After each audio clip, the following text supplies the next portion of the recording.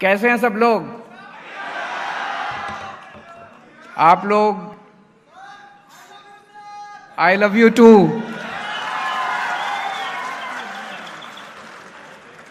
आप सब लोग इतनी भारी संख्या में आए, इसके लिए बहुत बहुत शुक्रिया। आज हम लोकमत ग्रुप की स्वर्ण जयंती के अवसर पे एकत्रित हुए हैं। 50 साल बहुत लंबा समय होता है। स्वर्ण जयंती के अवसर पे ये एक तरह से स्वर्णिम यात्रा थी लोकमत ग्रुप की। पूरे देश में मराठी का नंबर 1 न्यूज़पेपर और जनता की आवाज बनने वाला मीडिया ग्रुप। नंबर 1 न्यूज़पेपर बनना, मीडिया नंबर 1 बनना कोई आसान काम नहीं होता। इसका मतलब जनता आपको प्यार करती है, जनता आपके ऊपर विश्वास रखती है। तो मैं ऊपर वाले से प्रार्थना करता हूं कि अगली बार जब आपका डायमंड जुबली होगा तो भी आप हमें बुलाएंगे, और फिर उसके बाद जब 100 साल होंगे, भगवान करे आप खूब तरक्की करें, पूरा ग्रुप खूब तरक्की करे। आज मुझे कहा गया है कि इस टॉपिक पे बोलना है Aam Aadmi Party and its role in 2024 Lok Sabha election. Aam Aadmi party का 2024 के चुनाव में क्या रोल होगा। मैं यहां कहना चाहता हूं कि हम 2024 का चुनाव हमारा लक्ष्य नहीं है। हमारे लिए, आम आदमी पार्टी के लिए चुनाव लक्ष्य नहीं है, 2024 का लक्ष्य नहीं है। हमारा लक्ष्य हमारा देश है, हमारा लक्ष्य भारत माता है। हम यहां राजनीति में येन केन प्रकारेण सत्ता हासिल करने के लिए नहीं आए, यहां कैरियर बनाने के लिए नहीं आए। अपने अपने कैरियर छोड़ के आए हैं हम लोग। हम देश के लिए आए हैं, भारत माता के लिए आए हैं। पहली बार जब दिल्ली का मुख्यमंत्री बना 2013 दिसंबर में, पहली बार मुख्यमंत्री बना, 49 दिन के बाद इस्तीफा दे दिया था। भारत क्या दुनिया के इतिहास में ऐसा कोई वाकया नहीं है कि 49 दिन में आदमी खुद ब खुद सीएम की कुर्सी छोड़ दे। तो यहां पे सत्ता भोगने और सत्ता पाने के लिए नहीं आए, देश बचाने के लिए आए हैं, देश बनाने के लिए आए हैं। तो 2024 हमारा लक्ष्य नहीं है। हमारा लक्ष्य क्या है? आप लोग भगवान को मानते हो? कौन कौन मानता है? जरा हाथ खड़े करो।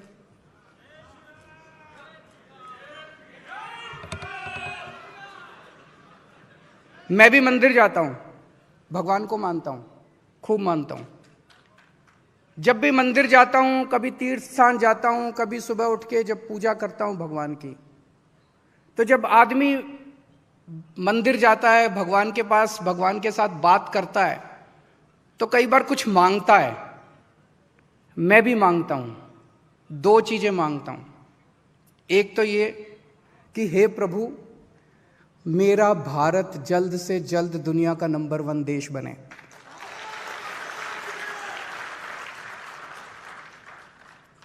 और उसे नंबर 1 देश बनाने में जो भी मैं रोल अदा कर सकूं, मैं वो रोल अदा करूं। तो 2024 में आम आदमी पार्टी का क्या रोल होगा वो इंपॉर्टेंट नहीं है।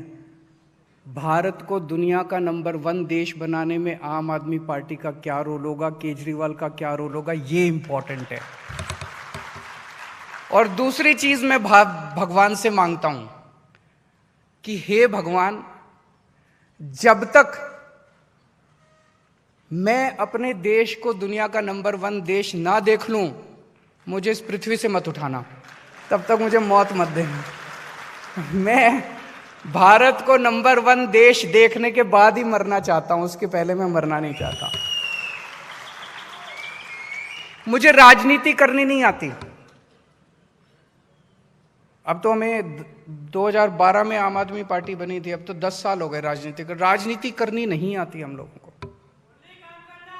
ओनली काम करना आता है, केवल काम करना आता है हमको। ये जो आजकल राजनीति चल रही है, राजनीति मतलब भ्रष्टाचार, चोरी, डकैती, जब दिल्ली में नई नई सरकार बनी हम देखते थे इतनी चोरी होती थी, इतनी चोरी होती थी, इतनी चोरी। अब पंजाब में सरकार बनी है, भगवंत जी से चर्चा होती है, इतनी चोरी की हुई है पिछली सरकारों ने। हमें चोरी करनी नहीं आती, हमें भ्रष्टाचार करना नहीं आता, हमें राजनीति करनी नहीं आती, हमें गुंडागर्दी करनी नहीं आती, हमें दंगे कराने नहीं आते, हमें नफरत फैलानी नहीं आती, हमें राजनीति करनी नहीं आती, हमें काम करना आता है, हमें स्कूल अस्पताल बनाने आते हैं। मैं आज इस मंच के जरिए आप सबको आमंत्रित करता हूं। दरदा साहब, आप भी दिल्ली आते हैं, एक बार इस बार चलिएगा, मैं दिखा के लाऊंगा आपको। स्कूल अस्पताल दिल्ली के हमने बनाए हैं, इतने शानदार। पहले दिल्ली में मुझे पता चला महाराष्ट्र में सरकारी स्कूलों का बुरा हाल है कि नहीं है? बहुत बुरा हाल है। पहले दिल्ली में भी बहुत बुरा हाल था। दिल्ली में भी सरकारी स्कूलों का इतना बुरा हाल था, दीवारें टूटी पड़ी थी, छत टूटी पड़ी थी, बच्चे आते नहीं थे, आते थे तो 15-20 मिनट 1 घंटा करके घर चले जाते थे, टीचर पढ़ाते नहीं थे, इतना बुरा हाल था और रिजल्ट इतना खराब आता था। आज दिल्ली के सरकारी स्कूल इतने शानदार हो गए हैं, इतने शानदार हो गए हैं। मैं आपको 2 ही बातें बताऊंगा। मैं अपने मुंह से अपनी तारीफ करूं तो अच्छा नहीं लगता, लेकिन 2 बातें सुन ली। इस बार दिल्ली के सरकारी स्कूलों के 12वीं क्लास के नतीजे 99.7% आए हैं। 99.7% नतीजे। प्राइवेट के भी नहीं आए इतने नतीजे। प्राइवेट को बहुत पीछे छोड़ दिया अब सरकारी स्कूलों ने। नंबर 1। दूसरी बात, इस साल दिल्ली में 4 लाख बच्चों ने अपने प्राइवेट स्कूलों से नाम कटा के सरकारी स्कूल में भर्ती कराया। अमीरों के बच्चों ने, अमीरों, पहले गरीब आदमी भी अपने बच्चे को सरकारी स्कूल नहीं भेजना चाहता था। पहले गरीब, इस बार अब अमीर लोग भी अपने बच्चों के नाम कटा के सरकारी स्कूलों में भेज रहे हैं, क्योंकि सरकारी स्कूलों में इतनी सुविधाएं हो गई, इतनी सुविधाएं हो गई जो प्राइवेट में भी नहीं मिल रही हैं। मैं आपको कुछ उदाहरण देता हूं। एक लड़का है सुधांशु, उसके पिताजी प्राइवेट कंपनी में एक छोटे से केयरटेकर है, किसी लोअर मिडिल क्लास कॉलोनी में रहता है, बहुत गरीब परिवार का है। इस बार 12वीं पास करने के बाद उसका IIT दिल्ली में मैकेनिकल इंजीनियरिंग के अंदर एडमिशन हुआ है।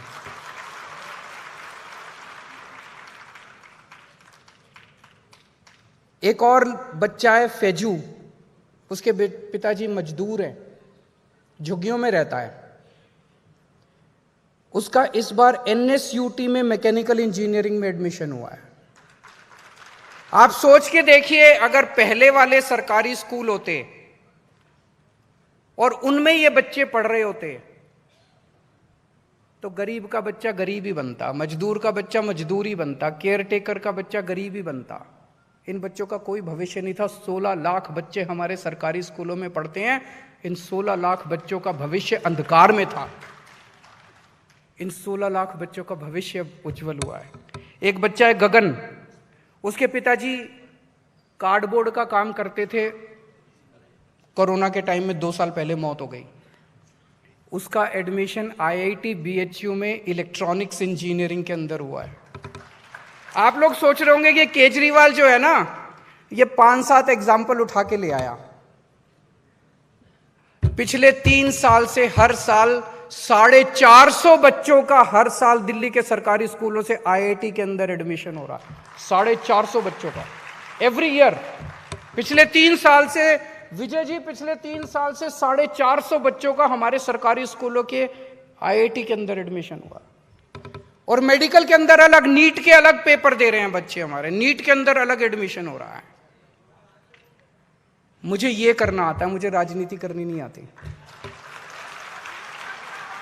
इससे संतुष्टि मिलती है हमको, इससे लगता है कि यही करने के लिए आए थे हम लोग। दिल्ली के सरकारी स्कूलों के अंदर आजकल हम हमने पहले सरकारी स्कूलों को ठीक किया, बिल्डिंग सारी तोड़, जितनी बिल्डिंग थी सारी तोड़ के नई बिल्डिंग बनाई।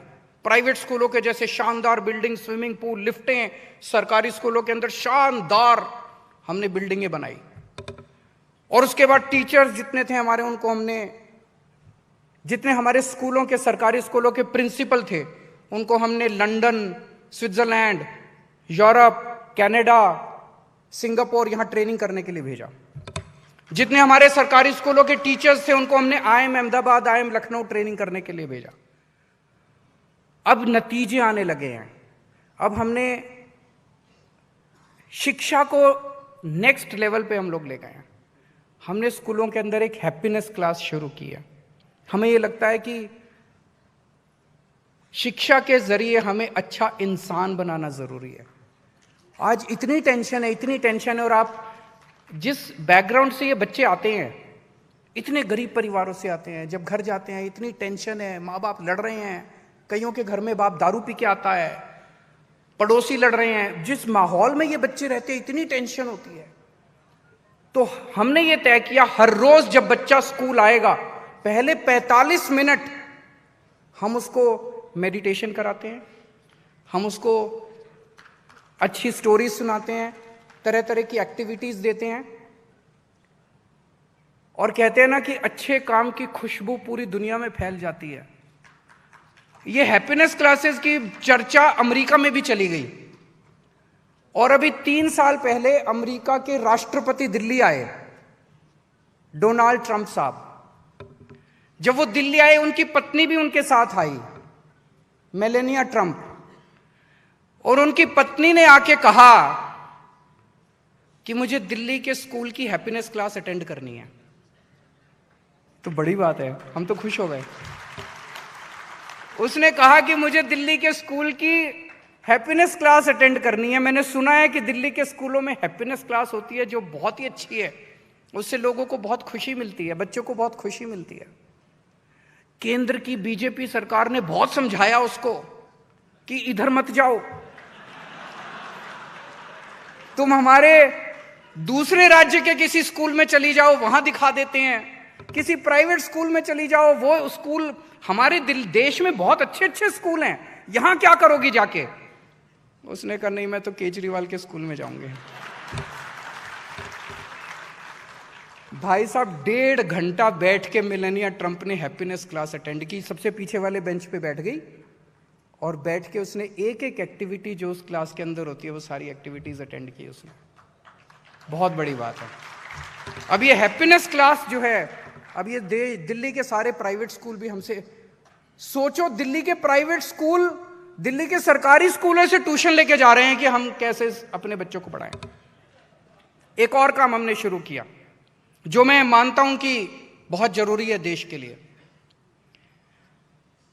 ये जो पूरी शिक्षा पद्धति है ना, ये अंग्रेजों ने बनाई थी। 1830s के अंदर मैकॉले ने हमारे देश के लोगों को क्लर्क बनाने के लिए, अंग्रेजों का गुलाम बनाने के लिए शिक्षा पद्धति बनाई थी मैकॉले ने, और देश आजाद हो गया, लेकिन वही पद्धति अभी तक चली आ रही है। हमारे बच्चे BA करते हैं, BCom करते हैं, ये करते हैं, वो करते हैं, डिग्री पे डिग्री, डिग्री पे डिग्री, डिग्री, बाहर निकल के नौकरी नहीं मिलती। कुछ तो प्रॉब्लम है। इतने पढ़े लिखे लोग बेरोजगार घूम रहे हैं, क्यों घूम रहे हैं? इसका हम लोगों ने समाधान निकाला।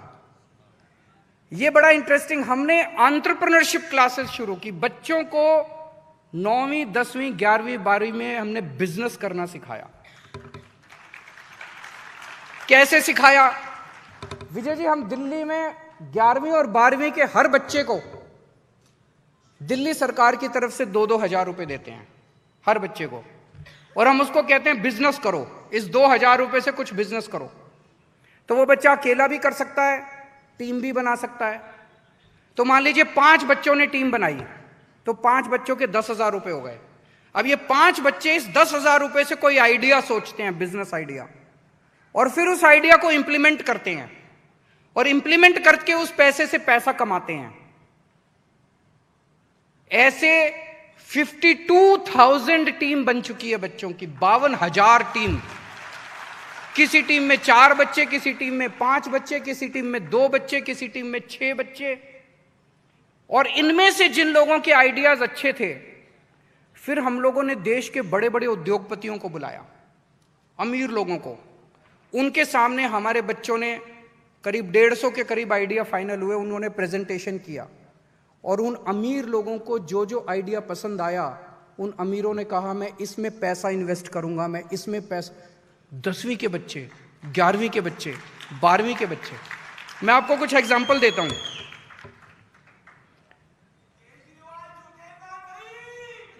नहीं, बिल्कुल नहीं झुकेगा। एक 5 बच्चों की टीम ने एक ड्रिंक बनाई, उसका नाम रखा मिस्टिक डेट्स। वो कॉफी की तरह है, लेकिन उसमें कैफीन नहीं है, न्यूट्रिशियस ड्रिंक है, आयरन है उसमें, काफी कैल्शियम है उसमें। मिस्टिक डेट्स करके एक ड्रिंक बनाई। तो 5 बच्चे एक साथ आए, 5 बच्चों ने मिलके 10,000 रुपए इकट्ठे हुए। 6 महीने के अंदर इन बच्चों ने 2.5 लाख रुपए कमा लिए। 10,000 रुपए का 2.5 लाख रुपए बच्चों ने कमा लिए। इन बच्चों ने 6 महीने में 2.5 लाख। फिर जब इन्होंने बड़े बड़े उद्योगपतियों से अपनी बात रखी, तो 17,35,000 रुपए का इन्वेस्टमेंट इनको मिल गया, इन बड़े बड़े उद्योगपतियों से। कुछ बच्चे, 8 बच्चे इकट्ठे हुए, 16,000 रुपए इनके थे। इन्होंने कंपोस्ट बनाया, नई किस्म का कंपोस्ट, खाद। और 10 महीने के अंदर इन्होंने 65,000 रुपए कमा लिए बेच के। ये बच्चे बेचते हैं माल, इंटरनेट पे जाते हैं, अपनी वेबसाइट वगैरह बना लेते हैं, माल बेचते हैं, व्हाट्सएप ग्रुप में डालते हैं, खुद ही करते रहते हैं। और इस उद्योगपतियों 16 लाख रुपए इन लोगों को उद्योगपतियों से इन्वेस्टमेंट मिला है। कुछ बच्चे थे, 6 बच्चे, उन्होंने गेमिंग प्लेटफॉर्म बनाया। 6 बच्चे मतलब 12,000 रुपए। इस 12,000 रुपए से ये 6 महीने में 1.5 लाख रुपए का माल बेच चुके हैं अपना, और इनको 18 लाख रुपए का इन्वेस्टमेंट मिला है। अब आप थोड़ा सा सोच के देखिए, ये बच्चे जब कल डिग्री करके निकलेंगे तो ये नौकरी नहीं ढूंढ रहे होंगे, इनके पास ऑलरेडी बिजनेस आइडिया है, बिजनेस करना शुरू कर दिया इन लोगों ने। बहुत बड़ी बात है, बदलाव जरूरी है। हम पकौड़े बनाने नहीं,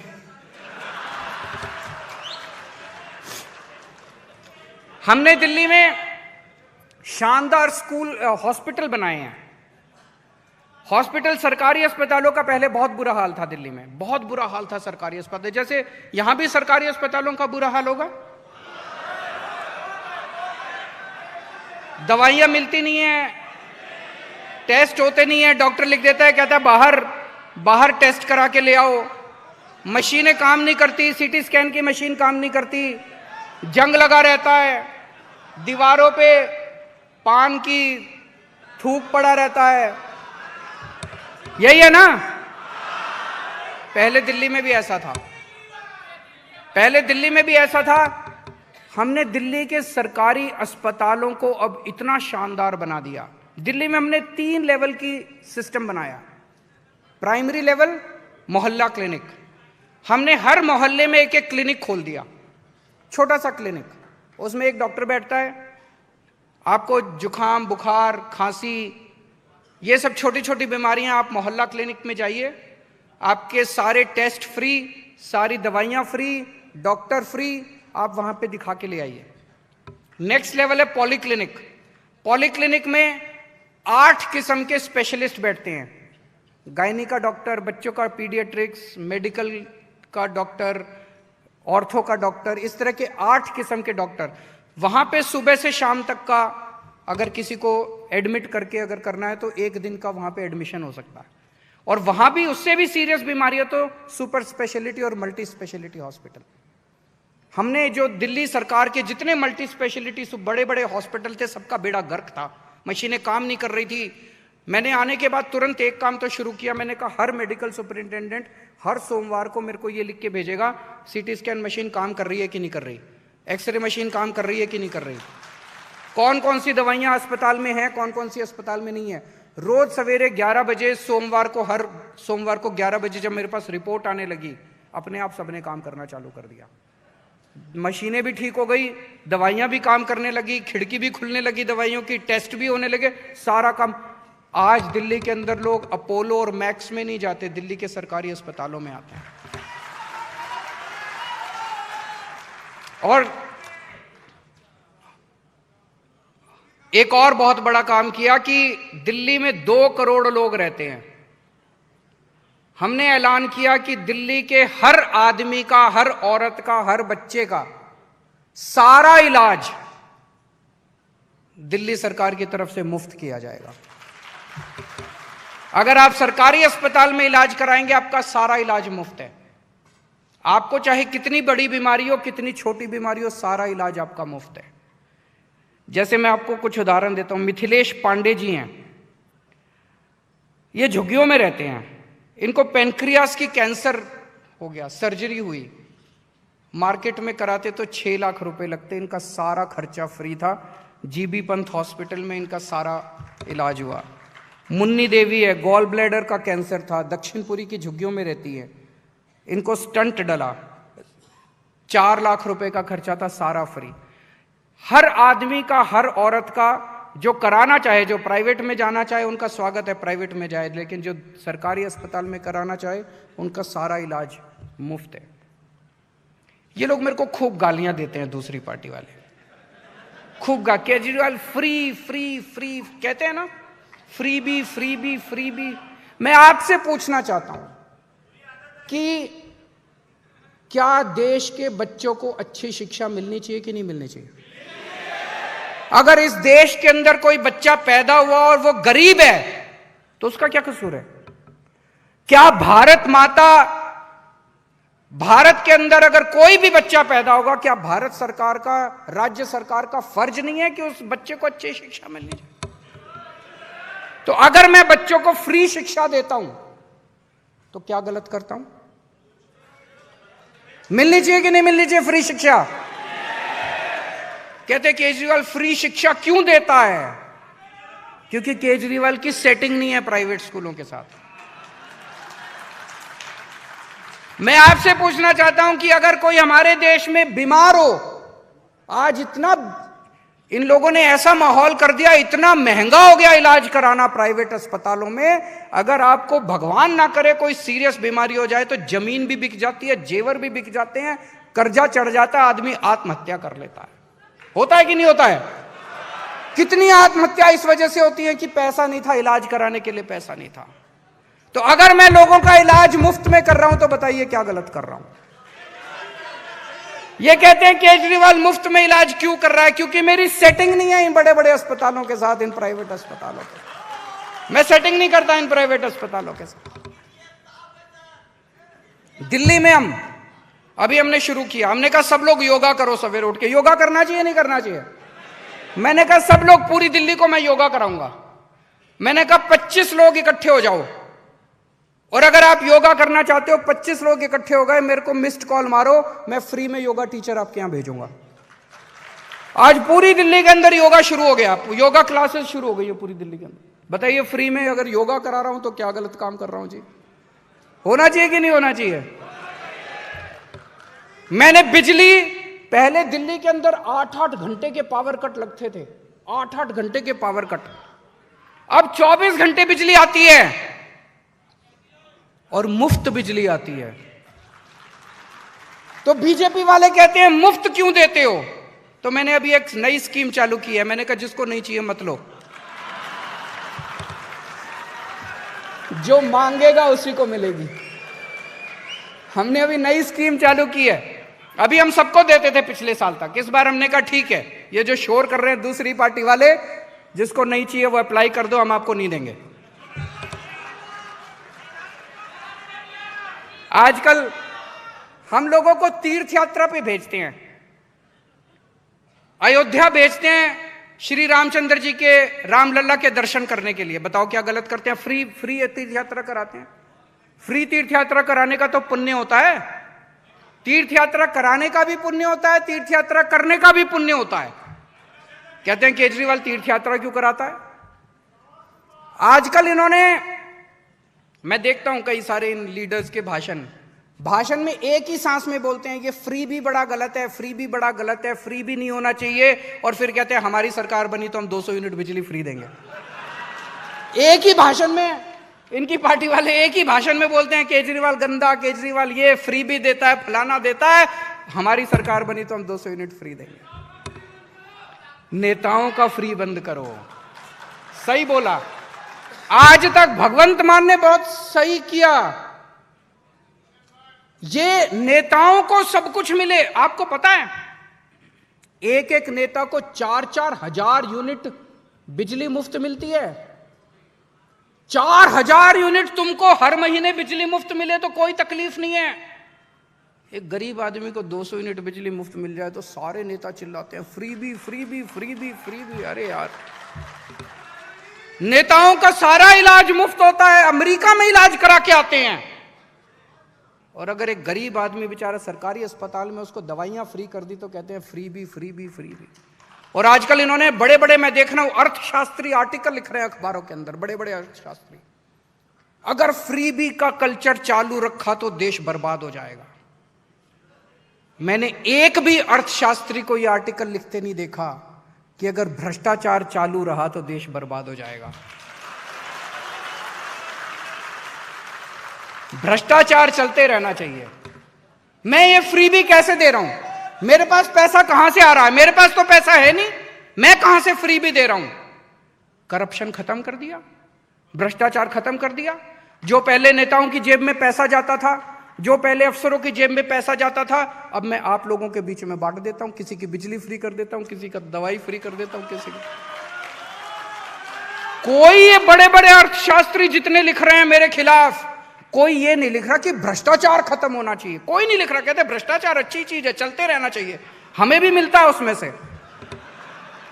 फ्री भी बंद होनी चाहिए। किसी ने यह भी नहीं लिखा कि नेताओं की फ्री भी बंद होनी चाहिए, जनता की फ्री भी बंद होनी चाहिए। ये नहीं चलेगा, ये नेताओं ने लिखा है। मेरे से कई लोग पूछते हैं केजरीवाल जी किसके साथ अलायंस करोगे, नेशनल अलायंस किसके साथ करोगे?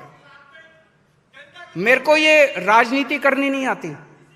इनका अलायंस मेरे को समझ में नहीं था। ये 10 पार्टियों का अलायंस, 20 पार्टियों का अलायंस, इसको हराने के लिए अलायंस करेंगे, उसको। मेरे को किसी को नहीं हराना, मेरे को तो देश को जिताना है।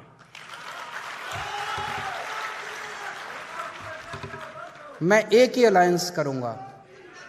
इस देश के 130 करोड़ लोगों का अलायंस तैयार करेंगे हम लोग। 130 करोड़ लोगों का अलायंस बनाएंगे। इस देश के डॉक्टर्स का, इस देश के इंजीनियर्स का, इस देश के चार्टर्ड अकाउंटेंट्स का, इस देश के पत्रकारों का, इस देश के मजदूरों का, इस देश के किसानों का, इस देश के वकीलों का, इस देश के आम आदमी, 130 करोड़ आम आदमियों का अलायंस बनेगा, जो अलायंस इस देश को नंबर 1 देश बनाएगा। आज ये देश जहां पे है, ये नेताओं की वजह से नहीं है। जैसे मैं पढ़ रहा था, कई सारी मैं पढ़ता रहता हूं जो बड़ी इंस्पिरेशनल। एक भानु श्रीवास्तव है, कैनरा बैंक में काम करते हैं।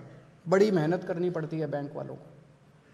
शाम को रोज घर आने के बाद 2 घंटे झुग्गी में रहने वाले बच्चों को पढ़ाते हैं, फ्री में ट्यूशन देते हैं। ऐसे लोगों की वजह से ये देश जिंदा है।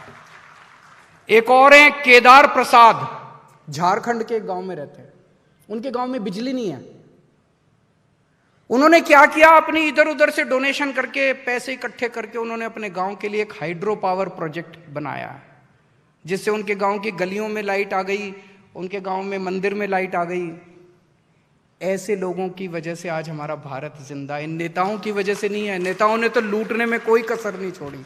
इस देश के ऐसे लोगों को, 130 करोड़ लोगों को हाथ से हाथ पकड़ के हमें सबको मिलकर भारत को आगे बढ़ाना है, तभी हमारा भारत आगे बढ़ेगा। आज हमारे देश में एक पार्टी है, बहुत बड़ी पार्टी है,